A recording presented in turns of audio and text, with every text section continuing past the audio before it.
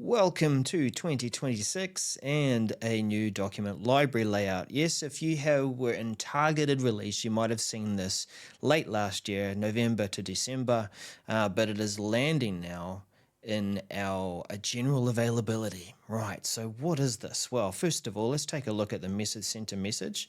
Now, this was announced last year, updated a number of different times after October, but it talks about a new document library layout, and that we're all affected. As you saw, it is showing here on a Microsoft Team document library. And what we see is two lines for buttons and views and various things. The purpose of this was to try and make the views of the libraries easier to access and find. And I guess it's shuffling things around, I think, to make some more room for other things, probably AI related. So take a little walk with me through this. I'm going to take it pretty quickly through. I know that there'll be some deeper thoughts and reviews around how this works, but hey, let's try and make sense of it. First of all, it's quite a change. A lot of things have been moved around. The views that used to be over here on the right are now over here on a second line underneath, and there are filters here too. So if knowing that I'm in a document library for a Microsoft Team, I also have channels, and so there's this inbuilt view here that allows me to click and see these are folders, yeah, but which ones are related to channels? So in channels, and this loads up the folders that are specific to channels. Got that. Not a lot of good use of space over here, but as we're in this view, what changes? Well, it feels like we've come back down to quite a minimalist view of our menu. Let's just go back into all documents. Okay. If we go deeper into a folder such as courses, we start to see a breadcrumb building out here, documents and then courses, so that's quite nice if I go further into a course folder. So I'm 3 levels deep now, and what does this look like? It is the folder, and then I can work my way back up the breadcrumb to find my way back to the top of the library. Okay. Let's have a little play here with some of the views that are available. And I might, just to give us a bit more space, we still do have this option here to full screen the library view. So that's kind of nice. Means that I can give myself more space to focus in on the documents themselves. But yeah, here's our view. Let's go back into a folder which has a bit more action going on. Let's try Teams, Chats and Channels. So there's a number of different documents that are here. How do these filters work? So the default buttons that we have available are to just zoom in or zero in on specific document types. So here we have Word documents. I can select multiple filters as well. So let's choose that and PDFs, and so that narrows it down. What if we customize those filters? What does that do? Okay, so it opens up our filter panel over on the side so that we can select specific things that we want. And that action, of course, shows us the specific document types. Okay, we're getting somewhere.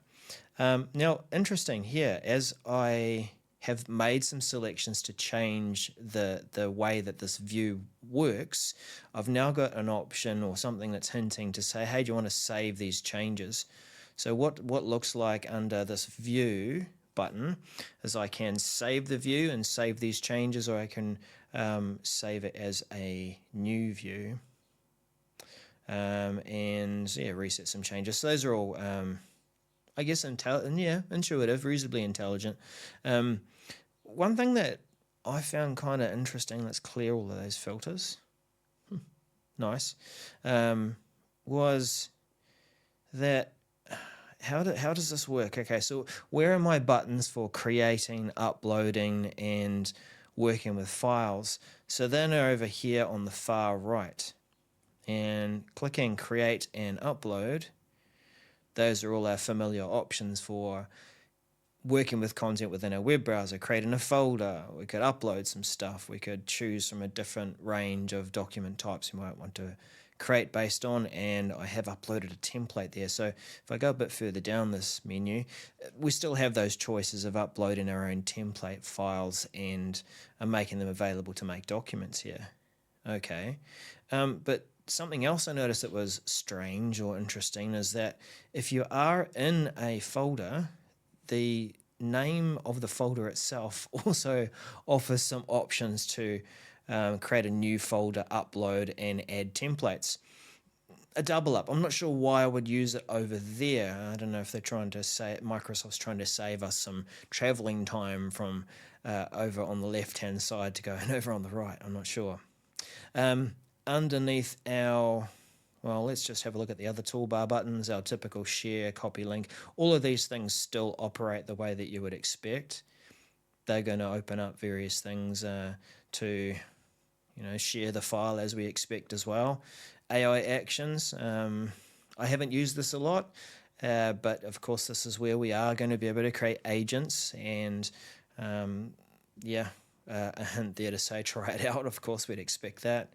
And underneath our three dots, we have, well, okay, here's something to point out, that Microsoft's definitely favoring the add shortcut to OneDrive option over the sync option. So, I mean, there are some benefits and drawbacks from both options, but it's definitely deprioritizing the sync option. It's further down the list and it's not as immediately visible. And the usual options here as well, as we'd expect. Underneath, let's have a look here. Okay, so this is just a way to change the way we view this list.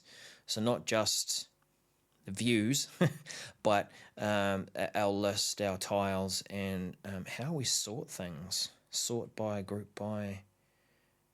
Yeah, so I'm not sure if I'm getting this really. Like, I could go through and change the way that things look and, change from newer to older. Maybe, I don't know, approval status. I could filter and say just group by approval. But yeah, so that's changed some things in the view. I haven't filtered out any document types, but now I've also got this dot over the, okay, so it's showing me that I have changed something and sorted by something. I can drill down and set it up here. I feel like this button for properties or changing the view is actually where we're supposed to do a lot of these changes. I'll click back into it. Group by, sort by, format the view. Okay, nothing new and interesting in there, but it's really just about triggering things in a different way. Close. We're back into this. Yeah, I'm not sure about that I like this way of, I've got my views over here. Whoops, and I can save the view, but all the changes that I need to make to the view are either granularly on the columns themselves, filter by documents, but then to, I don't know, more places to do various things, or add or remove fields. Add or remove fields versus columns. Let's try that out. Add or remove fields is edit view columns. This is mixed up, isn't it? Right? I'm seeing adding columns, how we've traditionally thought of it here in a document library, and that it's also called add column over here. But back under this new button, it's called add or remove fields. Select columns to display in the list view. File size, always a good one to display. Let's try that one out. Okay. I could go down a rabbit hole on that one, but yeah, I just wanted to draw your attention to this because it was a change that was talked about late last year. I think mentioned at Microsoft Ignite in November, but definitely, as you saw from the message center message published then, and it is really quite a jarring experience, quite a different experience to how we've traditionally worked with document libraries. So, yeah, if you haven't done any work around telling people how to use this and maybe given them some guidance around doing so, definitely do that. I'm going to have to at my workplace because I am guiding people through to starting to use document libraries more in SharePoint. And yeah, all right, well, that's about it. I guess that wasn't too quick, but I wanted to step through and give you my real thoughts and unscripted, unboxed, trying things out. I had seen it demonstrated, I had seen some of it documented, but now that I've got my hands on it, it's going to take some getting used to for even me, who has been working with document libraries for some time. Oh well, catch you later.